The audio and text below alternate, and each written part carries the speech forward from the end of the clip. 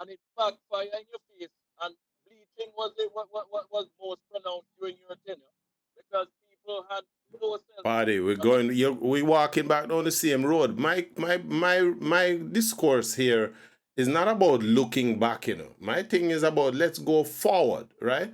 Yeah, but when we And go let me forward, finish. Hold on, okay, hear me out. yeah, We have to be prepared to start somewhere, right?